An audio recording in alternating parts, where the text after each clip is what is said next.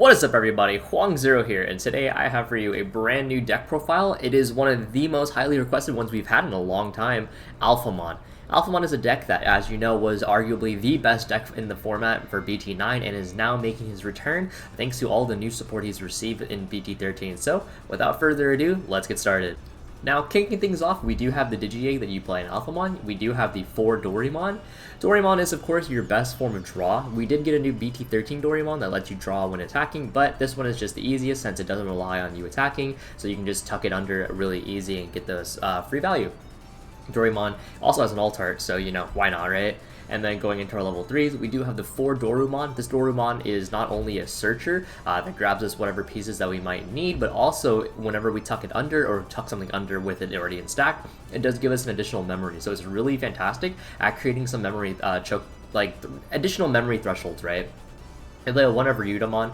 Ryudamon is also check top 3 for next Antibody, also adds Yuji, and then its ESS is Decoy, and when you combine this with BT13 Alphamon, because when BT13 Alphamon would leave the field due to an effect, you can Decoy using Alphamon and then from your Ryudamon and then keep it on the board thanks to its own effect. So we're playing the Ryudamon as a 1 of, so for some additional searching. We also play a 1 of BT9 Dorugamon, which is discard X Antibody, draw 2. And the reason why we play this as a 1 of is just so we have an additional way for us to get cards into the trash for cards like the Alphamon. So we're playing a 1-1 on there, just because they both add additional consistency. And then we play the 4 Tsunarizamon. Tsunarizamon is one of our main ways to get the security plus now, since Dora Greymon is now currently at 1. As a result, it's really important that you have some extra security attack, and so if you have to choose between Tsunariza and Dorumon, I feel like Tsunariza is really good because with the Dorumon, you can stack that underneath using Dory Greymon later on, but you can't stack the Tsunarizamon, and so thanks to that, I do feel like the Tsunarizamon is really fantastic, especially at 4 of. Now we do play the 1 Mercury Mod. If you notice, we do play the 2 Yuji in this deck, but the thing about Yuji is into certain matchups, say Mirage Galgamon, when you move out of raising area, then you'll sometimes just lock yourself out of the game more or less, which is not super great. We don't really want that, and so having the hybrid in our deck allows us to turn those Yujis into a Digimon, so that way we can play around the Mirage Galgamon effect. It can turn our Alphamons into blocker, and if you remember from BT9 format, sometimes you just need hybrid for game, because you would swing for 4 damage, swing for the 5th, and then you just need that little extra gas, right? So Mercury Mod is a really fantastic way to enable that. But you play 3 of the new Dorugamon. Durgamon is 4 cost Hard Slam, 2 cost Evolution, and its ESS is all turns plus 1000 DP for the X Antibody. And the reason why we play 3 of this and only 2 of the other one is because this one is a 4 cost Hard Slam, so after you make your main Alphamon play, sometimes you just need a little extra push, and slamming this for 4 as a really cheap body is fantastic. Not only that, but also if you don't open a rookie, turn 1 slam 4 cost level 4 is pretty good. And then, of course, we play the 2 Dorugamon from BT7. This is the one that has blocker if you have X Antibody, and also plus 1000 DP during both players' turns. Sometimes you just need that extra blocker to hold over your opponent, and yeah, that's really about it. But I would say if you have to choose between the 2, I think the 4 cost is more advantageous. I play 4 Dex Dorugamon. Dex Dorugamon is Windage Evolving. You can discard an X Antibody or Dex card, gain a memory, and then Windage Evolving, you can get blocker and retaliation as well. And why that's really good is because that blocker retaliation lingers for the entire turn. So going into your Oryuken, going into your Alphamon, whatever it may be, they has blocker retaliation, which can shut down your opponent because Oryumon will give you that restand. The extra memory that you do gain is super impactful because then if you have a 4 already on board, you can evolve into this for 0 and then go plus 1 in memory. This deck is super consistent and is super memory efficient, so maxing out on your Dex Doruga is really important, I feel. Now we do play 4 Doru Grey. This is the new one from BT13. When Digivolving, reveal the top 3 cards of your deck. You can stack 1 X Antibody card, trash the rest. And then its ESS is end of your turn. You can stack an X Antibody from your hand underneath this card. Why Dory Greymon is really fantastic is because, number 1, it gives us another target for us to use Dex Dory Grey with. 2, it gives us additional consistency in getting our pieces underneath, so like trying to find extra Dorugamons, Doru Grey, whatever it really may be, even a Dorumon turning this into a 2 cost evolution. Its ESS for end of turn is also really impactful because then we can, we can use our abilities to grab other pieces, say grab the Oriyumon to have more immediate value, and then at, end of everything, we can still get those Dorumons underneath to get the value. So yeah, Dora Greymon is a really great consistency booster as well as just extender in general.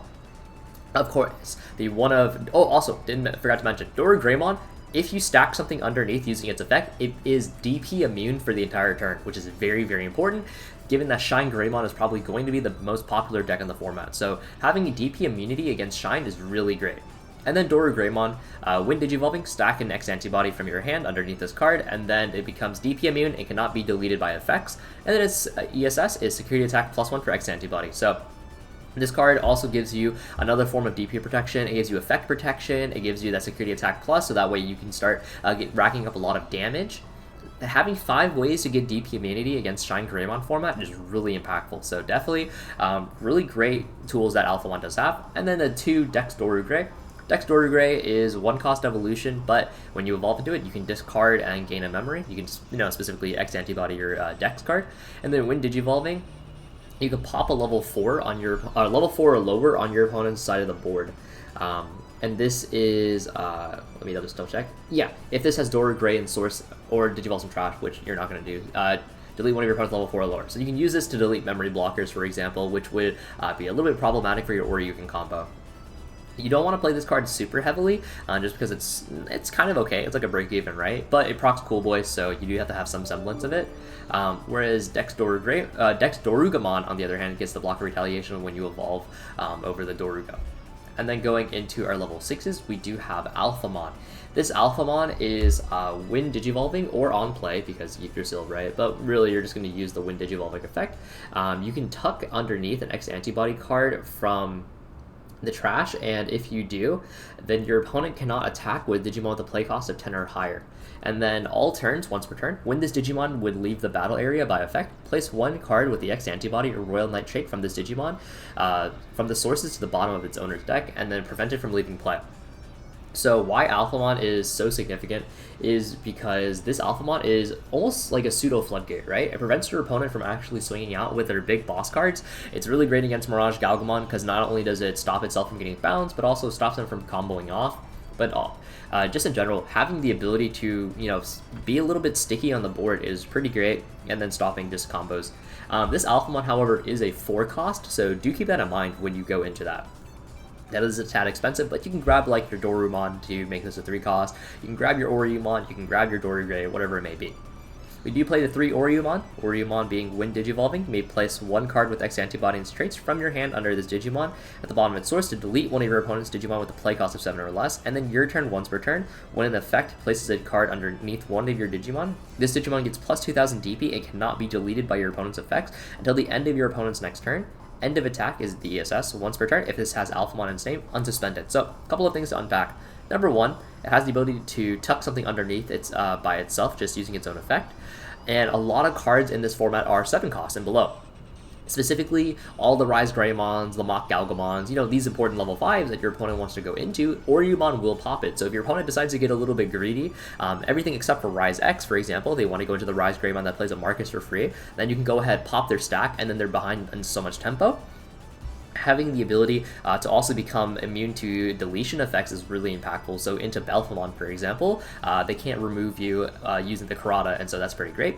And then this is your sword, right? This is how you're going to be unsuspending and getting those additional swings out. So really important that you have this card. I've seen some builds run 2. I would say run 3. And then we do also run BT9 Alphamon. Wind Digivolving, place X Antibody from your trash, a card with the trait from your trash underneath this Digimon, and then once per turn, when an effect places a card underneath this Digimon, D-Digivolve one of your opponent's Digimon. So the reason why this card is impactful is, number 1, D-Digivolve is super fantastic into matchups like the Black War Greymon, where you can turn them into a level 5. Matchups like the opposing Alphamon, where you can just shut down a lot of their stuff. And also, it's a 3-cost evolution. So using Dorugamon, it becomes a 2-cost evolution. You may notice we have a lot of level 6s in this deck because we run into 3 BT13s, 3 Oryu, and then 2 Alphas. But you really don't want to evolve into your Oryumons. Realistically speaking, Oryumon is your discard fodder to grab back later using your Alphamon. It's something that you don't really want to go into. So when you look at it in that perspective, it's really 5 level 6s and like 3 extenders. This Alphamon being 3 cost is actually very significant because then you're going to be less likely to pass turn on the evolution. So having that additional cost, sometimes being a 2 cost, is really great. And then of course the boss card himself, Oryuken.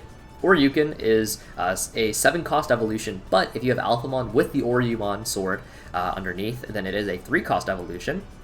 When you Digivolve into this, delete all of your opponent's Digimon with the highest play cost, and then end of turn, once per turn, you can return up to 7 non-Digi Egg cards with X Antibody and its traits from this card's source to the bottom of your deck. For every card you do, gain a memory. So Oryuken is really just the, it's the finisher. It's some additional removal. It's something that you're using to keep turn on, so you can go Alphamon, swing, X Antibody, evolve into Oryuken, or you can keep turn, pop a body, and then gain back all the memory so you can keep extending. This card, that effect is so powerful, right? Because now you're swinging out on 16k plus with security attack plus. It's just guaranteeing that you're not losing to any like wacky security bombs or anything along those lines. Card is cracked. Card is absolutely cracked.